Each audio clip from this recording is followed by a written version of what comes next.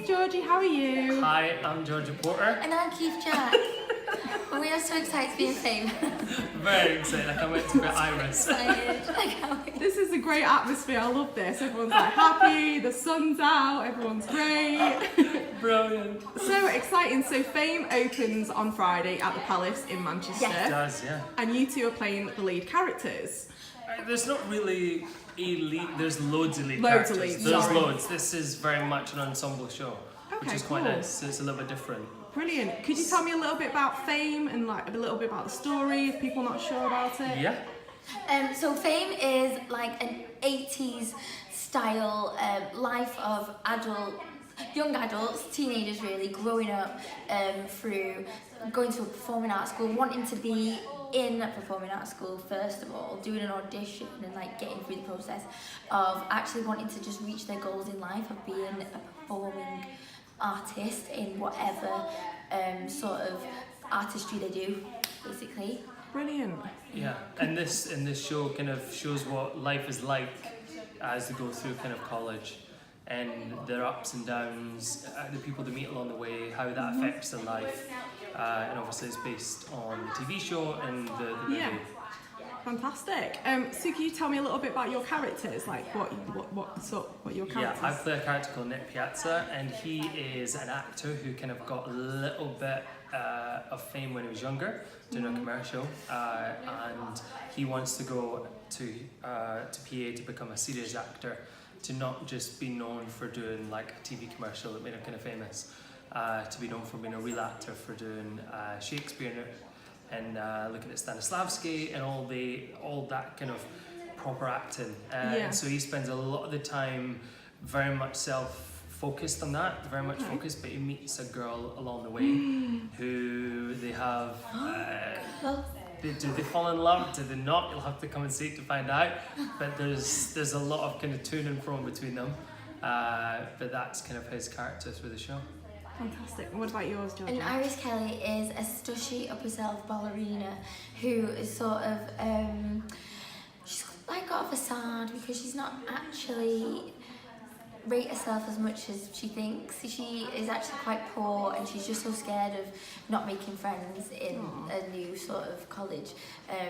And she gets romantically involved with Tyrone Jackson, which is brilliant because the way they fall in love is she's just obsessed with him, I think, at first. Like, he does a little dance with him and she's like, oh, he's hot. And then, that's part of the... that was a little spoiler. Wow, you heard it here first, guys. That's the after show. Wow, okay. And then there's a sort of a real deep issue about sort of race and diversity of what goes on with like a white girl and like a black boy back then, because that was never really heard of or sort of seen to happen. So it deals with those issues really sort of quite deeply, because Iris Kelly doesn't see that there's a problem with that he wants to dance, but then he's got problems, or he's got, you know, people saying he can't because of the colour of his skin. Yeah. But then they sort of argue, do a pas de deux a few times, which turns quite intense, which I really enjoy. It's really, every time we do it, it gets better and better every time. Brilliant. So you guys are both from really creative backgrounds. Obviously you've done Joseph and the Technicolor Dreamcoat amongst other things, and obviously you did Dancing on Ice, which it's incredibly difficult to skate on skates. It really is. Like, obviously Strictly's amazing, but it's not like skating, it's completely different. So how does, obviously doing those two very different roles, how does that compare to doing Fame and all the training you have to do for Fame? I've got all my clothes on in this show, which is quite nice. So when we go to venues that are cold, it doesn't affect me. I'm not wearing a loincloth. Wow. Yeah. I didn't expect that, but thanks. There you go. Just throw that one out. It's a good mood. Not going red at all. But this show for me is a little bit different because this is the kind of, I've fallen in love during panto, but this is that kind of a little bit different through that aspect. The character in terms of who he is, he's a little bit kind of, he thinks about himself a lot in this show. But obviously I have to do with the love interest and stuff as well, which I've never had to do with a longevity time. Don't sing any drum will do, so that's very different. But yeah, there's probably a lot more depth. There's a lot more depth to his character than there is with Joseph. So it's quite nice to go away and find that and working with Nick Winston, who's the director and choreographer. Yeah, of course. He's been amazing to go back and look at backstory. And we've kind of created a backstory for Nick that I don't think's been done yet. So it'll be quite interesting to see if it comes across. That's exciting. Yeah. And what about you, Georgie? What was the question again? Oh, it's all right. So obviously, like, dancing on ice. Yes, like, sorry, I got it's so all right. into what you were saying. No, it's cool. I Like, was like, how is that connected to mine? Oh yeah, that's it. no, it's cool. Like, because obviously, like, you were in Hollyoaks a long time. Yeah. You did Hollyoaks After Dark, and obviously you did Dancing on Ice. Like, very, very different characters and demanding. Also, so I was saying before, Dancing on Ice is a dance way, but also the technique is completely different. So obviously if you're trained in ballet, all of a sudden you put skates on, you're told to forget everything you've just been taught. You can't pull up, you can't, like, the way you hold yourself is completely different. You have to push down and use different sorts of muscles that was never trained, and roll in and roll out. And so Dancing on Ice was completely different to dancing, really, although it seems it might not be. But to go into now musical theatre will be completely different, because also you're in a team with people, so it's not just like me dancing and going, I've done okay. It's literally you are in counts with people, and if you're not on your count, you might ruin it for people. You could get hit in the face, which almost happens in rehearsals. Oh, goodness me. So it's completely different, and it's amazing. It's like, I just feel like it's a lot, I don't know, well, until it's on the road, you don't know how It's got to be received. Yeah, yeah, of course. So what's your, like, obviously you've done the rehearsals, like, what's your favourite part of the musical? Is there a bit where you just think, I love doing that bit? There's certain bits of people's parts where I look forward to seeing again and again and again. Like, I love your relationship with Serena. Yeah. Like, they're funny. It's brilliant.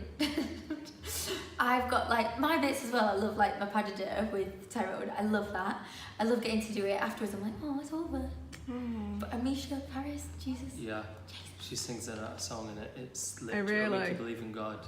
If you didn't, you'll go away believing in God. Right. Yeah. There's even Joe Okay. Vegas as well. This is funny. Yeah, Joe. Joe yeah. Vegas. Like, there's just... Aldi, who plays Joe, is great. Yeah. He has a really good song in it as well. The whole cast as a whole is incredibly talented. Yeah. And I think that's the one thing, that everyone's so incredibly talented at what they do. To put that together and to have it work Yeah, of course. is such a lucky thing. And like I say, that's down to the team who's cast the show.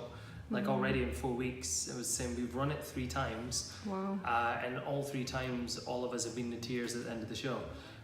So it's going to really blow people away, I think. Really, and you said earlier, surprise people as well. Like, people will really be shocked. I think people come expecting something and just get something extra, which is quite nice. But yeah, it's full on, isn't it? Yeah. Like, it's full on. It doesn't stop. Okay. But you're constantly watching these different stories unfold, for good or for bad. We're really excited about it. We can't wait because I can't wait. A little birdie told me, Keith, that you can do an amazing impression of Mrs Doubtfire. I would love to hear it, just because that's one of my favourite films. Like, you're not going to be judged. I'm sure it's going to be amazing. You're a very talented person. Don't be scared. Okay. I'm sorry to put you on the spot. It's fine. Okay. I'm an old granny who could hip hop, bebop, dance, tea drop, and yo-yo, make a wicked cup of cocoa. Would you like some cream in your tea? Oh, there you go. I'm melting like a snow cone in Yeti. Oh my It's god! not bad, come on. I am Scottish, so it should be pretty I can't easy. clap because I'm holding the phone, but that was absolutely amazing. I am way more impressed than what I thought it was going to be. That was amazing. Georgie thought it was going to be rubbish. I was like, oh God, what's going to do? That was amazing. It's not bad. Honestly, this interview is just worth it just for that. Thank you so much. You're welcome. So, Fame the Musical opens at the Palace. Without Mrs Doubtfire. She's not involved. She might take an ending bow. Okay, well, Keith, that was beautiful. Thank you very much. Very emotional. So, folks, Fame opens at the Palace on Friday.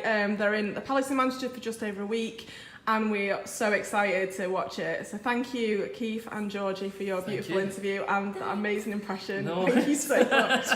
See you soon. Bye. Bye.